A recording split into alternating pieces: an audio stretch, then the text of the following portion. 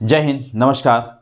आप सभी शिक्षकों के लिए सक्षमता परीक्षा को लेकर हमने महत्वपूर्ण कुछ क्वेश्चन लाए हैं जो आने वाले एग्जाम के लिए आप लोग के लिए बहुत ही महत्वपूर्ण है। एक चीज़ ध्यान दीजिए, ऐसा नहीं है कि एक क्वेश्चन एग्जाम हॉल में ना आए, हाँ ऐसा ही रिलेटेड, ऐसा ही हूबहू क्वेश्चन एकदम आने वाला है, ये भी ध्यान रखिएगा। जो हम क्वेश्चन देने जा रहे हैं आप लोगों के लिए, देख लेते हैं क्वेश्चन। इनमें कौन सी संख्या अपरिमेय संख्या है? अपरिमेय संख्या ऑप्शन 2√3, 0.1, -11। तो अपरिमेय यानी कि परिमेय है, तो परिमेय मतलब a/b में चाहे p/q के रूप में रहता है। तो अपरिमेय कह रहा है, ये परिमेय हो गया, अपरिमेय के रूप में कह रहा है, तो अपरिमेय के रूप में ये √3 हो जाएगा मेरा। इनमें से पूर्ण वर्ग संख्या है, तो पूर्ण वर्ग संख्या कह रहा है एक का पूर्ण वर्ग यानी कि 1 × 1 4 दिया है, बी में 2 × 2, सी में 9 3 × 3, तो यानी कि ये सभी पूर्ण वर्ग है। तो इसका ऑप्शन डी में दिया है सभी, तो इसका ऑप्शन हो जाएगा सभी। एक और क्वेश्चन देख लेते हैं। यदि एक संख्या दूसरी संख्या का 3 गुनी है और दोनों का अंतर 26 है तो बड़ी संख्या क्या होगी? ऑप्शन 26, 13, 39, 65। तो एक संख्या a और दूसरी के 3 गुनी, 3 × b, यानी कि a अनुपात b बराबर 3:1। a के लिए 3 और b के लिए 1, क्योंकि अनुपात में है तो इसमें वेरिएबल के रूप में x रख लेंगे। तो 3x - x बराबर 26, क्योंकि अंतर कह रहा है तो एक संख्या में से दूसरी संख्या घटाएंगे तो 3x में से x घटाएंगे, यानी कि 3x में से एगो x घटाएंगे, 2x बराबर 26। 2 से कितने बार में? 13 बार में। x का वैल्यू कितना आ गया? 13। पूछ क्या रहा है? बड़ी संख्या पूछ रहा है, तो बड़ी संख्या मेरा कितना आया है? 3x 3 × 13, 13 × 39 answer. अगला क्वेश्चन, त्रिभुज के तीनों कोणों का योग कितना डिग्री होता है? ऑप्शन ए 90 डिग्री, 180 डिग्री, 210 डिग्री, इनमें से कोई नहीं। एक चीज ध्यान दीजिए, जब त्रिभुज कह रहा है तीनों कोणों का योग पूछ रहा है तो त्रिभुज के तीनों कोणों का योग मिला के हमेशा 180 डिग्री होता है। Option answer. अगला क्वेश्चन, दो संख्याओं का अंतर 10 है। जब दो संख्या का अंतर 10 कह रहा है, बड़ी संख्या 42 है, तो छोटी संख्या क्या होगी? ऑप्शन 22, 52, 42, 32। जब अंतर मेरा 10 कह रहा है, ध्यान दीजिएगा यहीं पर अंतर 10 कह रहा है, अब बड़ी संख्या मेरा दे दिया है कितना? 42। तो जब बड़ी संख्या दे दिया है तो इसमें से कौन छोटी संख्या घट जाएंगे? अंतर 10 आ जाएगा, तो 42 - 32 घटा देंगे तो कितना आ जाएगा? 10 आ जाएगा, यानी कि छोटी संख्या क्या हो जाएगी? 32 आंसर। अगला क्वेश्चन, समबाहु त्रिभुज की भुजाएं होती है, यानी कि कैसी होती हैं? ऑप्शन ए बराबर, बी छोटा या बड़ा, सी ए और बी दोनों, डी इनमें से कोई नहीं। एक चीज ध्यान रखिएगा, जब समबाहु त्रिभुज कह दे तो समबाहु त्रिभुज की तीनों भुजाएं हमेशा बराबर होती हैं, तीनों कोण हमेशा बराबर होता है। तो समबाहु त्रिभुज की क्या हो जाएगा? अब ऑप्शन में बराबर होती है, बराबर यानी कि ए नंबर आंसर हो जाएगा। अगला क्वेश्चन, समबाहु त्रिभुज के सभी कोणों के माप कितने डिग्री होती है?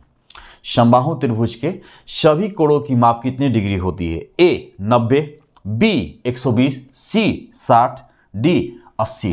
अभी हम बताए हैं कि समबाहु त्रिभुज की तीनों भुजाएं आपस में बराबर होती हैं और तीनों कोण बराबर होते हैं, तो इसकी कोणों की माप कितनी हो जाएगी?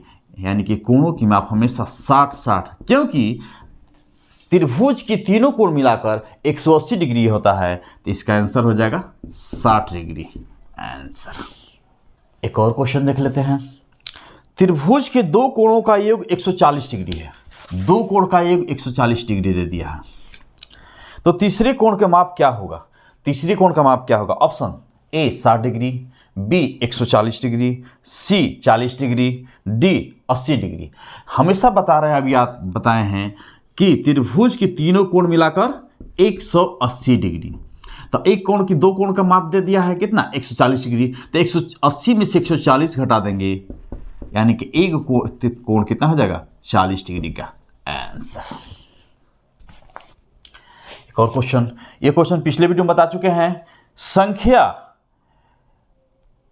43,751 में 3 का स्थानीय मान क्या होगा? Option A 3, B 30, C 3000, D 300। 43,751। एक चीज ध्यान रखिए, जिसका स्थानीय मान निकालना है 3 का निकालना है, 3 अजय अंक इसके दाहिने तरफ होगा, यानी कि 1 2 3 3 अंक, यानी कि इसका स्थानीय मान कितना हो जाएगा 3000 हो जाएगा आंसर। अगला क्वेश्चन 131 है। ए सम संख्या, बी विषम संख्या, सी दोनों, इनमें से कोई नहीं, डी।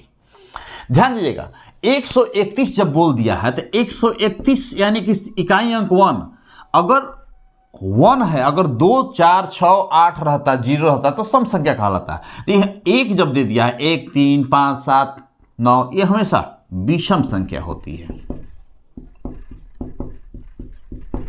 आंसर। एक और क्वेश्चन, एक वर्ग में भुजाओं की संख्या कितनी होगी?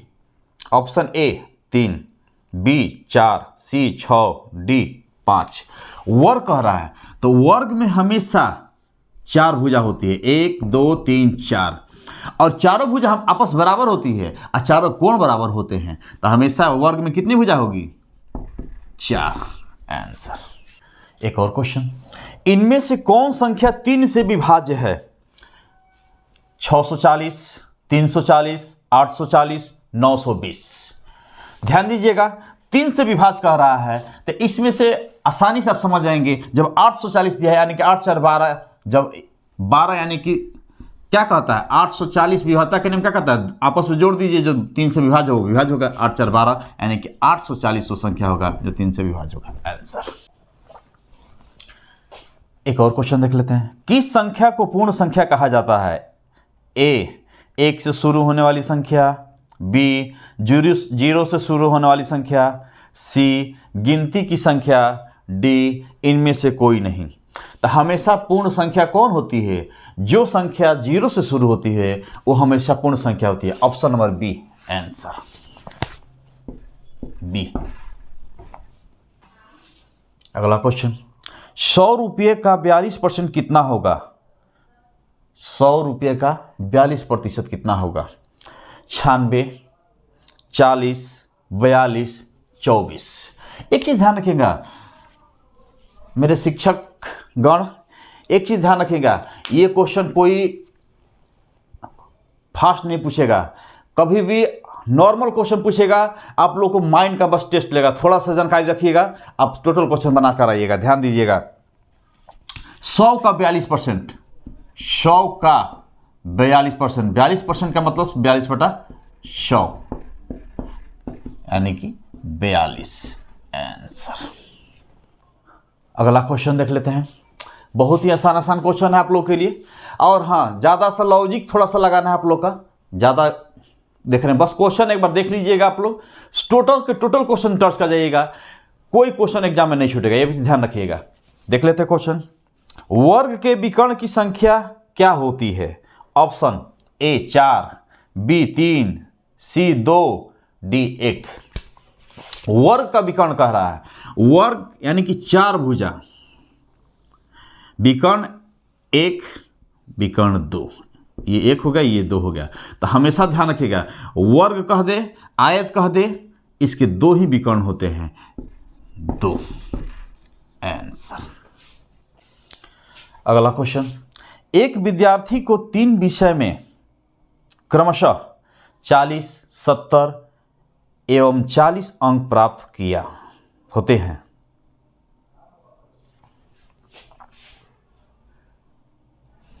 एक और क्वेश्चन, एक विद्यार्थी को 3 विषय में क्रमशः 40, 70 एवं 40 अंक प्राप्त होते हैं, तो इनका औसत कितना होगा?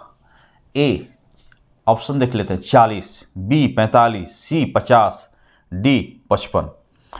तो इसके लिए क्या करेंगे, जब 3 विषय है तो तीनों को जोड़ लेंगे, 40 प्लस 70 प्लस 40। अब बटा में 3 विषय है, 3 से भागा लगा देंगे। 40 80, 8 7 15 यानी कि 150 बटा में 3 50। उसका औसत कितना हो जाएगा? 50 आंसर। एक और क्वेश्चन देख लेते हैं। इनमें से पूर्ण वर्ग संख्या नहीं है। Option A 16, B 25, D C 49, D इनमें से कोई नहीं।